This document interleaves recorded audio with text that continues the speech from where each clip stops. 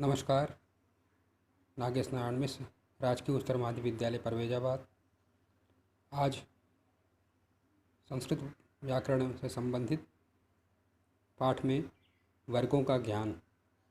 वर्ग 5 हैं: क वर्ग, च वर्ग, ट वर्ग, त वर्ग और प वर्ग। वर्ग 5 होते हैं: क वर्ग क ख ग घ ङ, च वर्ग च छ ज झ ञ, ट वर्ग ट ठ ड ढ ण, त वर्ग त थ द ध न, प वर्ग प फ ब भ म। इन सभी वर्गों को स्पर्श वर्ण कहते हैं। क से म तक के अर्थात पांचों वर्ग के पूरे 25 वर्ण स्पर्श संज्ञक होते हैं।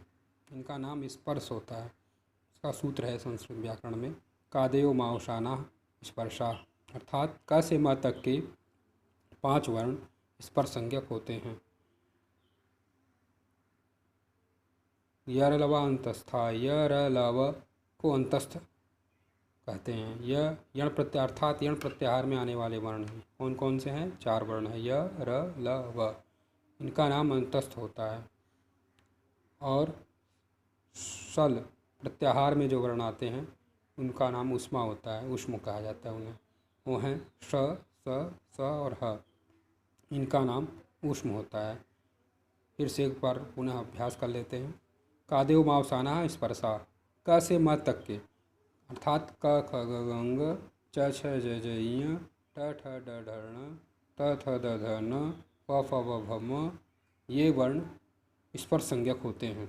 य र ल व अंतस्थ संज्ञक होते हैं और स स हो को उष्मा कहते हैं। ऊपर के वर्ग हैं, वर्ण के वर्ग हैं। उच्चारण स्थान इसके बाद आगे है।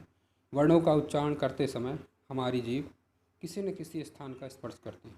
जब भी हम उच्चारण करते हैं तो हमारी जिह्वा किसी न किसी स्थान पर, दंत पर, तालु पर या और अन्य किसी स्थान पर स्पर्श करती है। तो जिस वर्ण के उच्चारण में जब जिह्वा जिस का स्पर्श करती है उसे उस वर्ण का उच्चारण स्थान कहा जाता है। जैसे अ, क वर्ग क ख ग घ ङ और विसर्ग का ह और विसर्ग का कंठ स्थान होता है। किसका? अ, क वर्ग क ख ग घ ह और विसर्ग। तो अ इसका सूत्र है संस्कृत में अकुह विसर्जनीय नाम कंठ, अर्थात अ, क वर्ग, ह और विसर्ग का कंठ स्थान होता है। ई, च वर्ग च छ ज झ ञ, य और श का तालु स्थान होता है। च वर्ग अर्थात च छ ज झ ञ, इनका तालु स्थान होता है। इसके लिए सूत्र है ईचु ऐशानाम तालु। क्या है सूत्र? फिर से एक बार सुनेंगे ध्यान से। ईचु ऐशानाम तालु। ई च वर्ग च छ ज झ ञ, य च छ ञ और श का तालु स्थान होता है। ऋतु रसाणाम मूर्धा, री, ट वर्ग, र और श। ट वर्ग अर्थात ट ठ ड ढ ण और श का मूर्धा स्थान होता है। इनका उच्चारण करते समय जिह्वा मूर्धा पर जाती है, तो इसलिए इनका मूर्धा स्थान होता है। री, त वर्ग त थ द ध न और श का दंत स्थान होता है। ल और श का तो त वर्ग अर्थात त थ द ध न, इसका सूत्र है लितुलसानाम दंता। ली, लितुलसानाम दंता।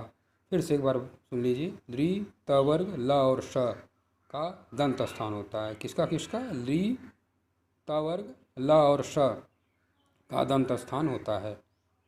उ, प वर्ग अर्थात प फ ब भ म का ओष्ठ स्थान होता है। इसके लिए संस्कृत में सूत्र है ऊपू पद्मनीया नाम ओष्ठौ। क्या है? ऊपू पद्मनीया नाम ओष्ठौ, अर्थात इन वर्णों का जब हम उच्चारण करते हैं तब होठ का प्रयोग करते हैं। होठ दोनों आपस में होठों का प्रयोग किया जाता है। होठ नीचे और ऊपर के भाग जो होठ होते हैं उनका प्रयोग होता है। क्या क्या है? उ, प वर्ग प फ ब म का ओष्ठ स्थान होता है। ङ, ण, ञ, ण, न, म इनका नासिका स्थान होता है। अर्थात प्रत्येक वर्ग के, पांचों वर्ग के अंतिम वर्ण, पांचवें वर्ण इनका नासिका स्थान होता है। और एक बात ध्यान देने लायक, यहाँ सुनने लायक है, ध्यान देना है कि जो प्रत्येक वर्ग के ये वर्ण हैं इनका जो जिस वर्ग में आते हैं उनका वो तो स्थान है ही है, साथ में नासिका स्थान भी होता है। जैसे अंगा का स्थान क्या है, कंठ, उसके साथ नासिका। य का तालु, उसके साथ नासिका। ण का मूर्धा, उसके साथ साथ नासिका। न का दंत, उसके साथ साथ नासिका। म का ओष्ठ, उसके साथ साथ नासिका। इस प्रकार से उनका, इसीलिए संस्कृत में सूत्र है यम गणना नाम नासिका च, अर्थात य ङ य ण न म, इनका नासिका स्थान होता है। वह का दंत और ओष्ठ स्थान होता है। वह वर्ण का दंत और ओष्ठ दोनों स्थान होता है, अर्थात वह के उच्चारण में दंत, जीवा दंत और ओष्ठ दोनों का प्रयोग दोनों तरफ जाती है, इसलिए दंत और ओष्ठ स्थान होता है। वकारस्य दंतोष्ठम, इसका सूत्र है वकारस्य दंतोष्ठम। ए ऐ का कंठ और तालु स्थान होता है। क्या क्या होता है, कंठ और तालु। किसका किसका, ए ऐ। इसका सूत्र है इदैतो कंठोष्ठम, अर्थात ए ऐ का कंठ, इदैतो कंठ तालु, ए ऐ का कंठ और तालु स्थान होता है। ओ औ का कंठ और ओष्ठ स्थान होता है। किसका किसका, फिर से एक बार सुनेंगे। ओ और औ का कंठ और ओष्ठ स्थान, माने यार कंठ से भी उच्चरित होते हैं और ओष्ठ का भी प्रयोग होता है। किसके, ओ और औ का कंठ और ओष्ठ स्थान होता है।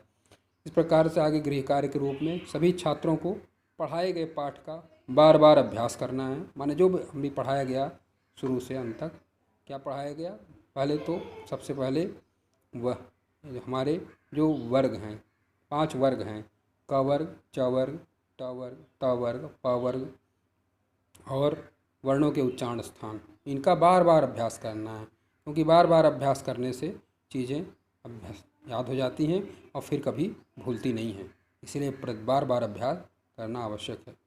के साथ ह य, ह व य फ और श का उच्चारण स्थान लिखना है। उच्चारण स्थान भी इसीलिए दिया जा रहा है कि उच्चारण स्थान लिखेंगे तो अभ्यास हो जाएगा, परीक्षा में उच्चारण स्थान ही आता है। इस तरह से आज का पाठ समाप्त होता है। अगले दिन फिर नए पाठ के साथ उपस्थित होंगे। नमस्कार।